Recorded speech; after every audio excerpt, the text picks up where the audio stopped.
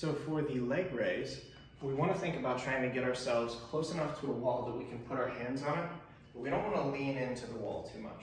So we don't want to be full arm's length away, just a slight little bend, finger pads on the wall. From here, whatever arm I'm placing on the wall is going to be the same leg that I lift. So be conscious of your shoulders. Make sure that as you lift your leg, shoulders aren't coming up into your ears. Yeah, keep them down packed. But from here, what we're going to do, I'm going to place my finger pads on the wall. Then I'm going to make sure that before I lift up with this leg, I'm going to make sure that my foot isn't collapsed in one way or the other way. So one of the ways that I can easily do that is just start to feel the weight from my hip sink down and almost imagine that I'm pushing the floor away from me with my foot. Now once I get to here, I want minimal amount of pressure on the wall because I really want to challenge myself. This is really just here to help stabilize you, but you should almost imagine that you're doing this without any hand on the wall. So from here, what I'm going to do, I have a just teeny tiny little bit of bend in my knee, not really bent, but just unlocked. So it's not locked all the way back like this, just unlocked. From here, I'm sinking that weight down.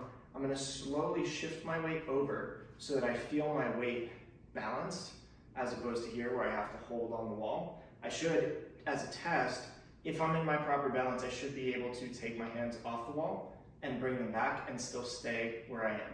If I'm all the way over here, can't take my hand off the wall. So, once I get into that position, a little bit of a bend in the knee, I'm gonna lift the same leg up as the arm, and then from here, once I get to this position, I'm gonna think about trying to drive from my heel a little bit more as I lift that leg, really trying to engage that glute on the backside.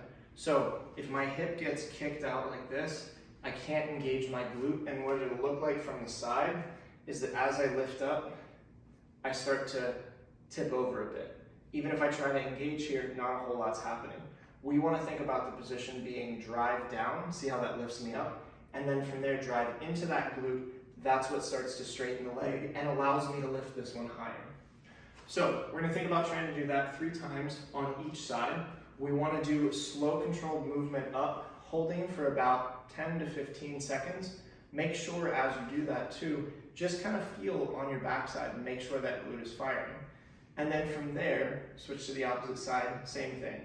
3 times. When we get to that up position, holding about 10-15 seconds, and then back down with control.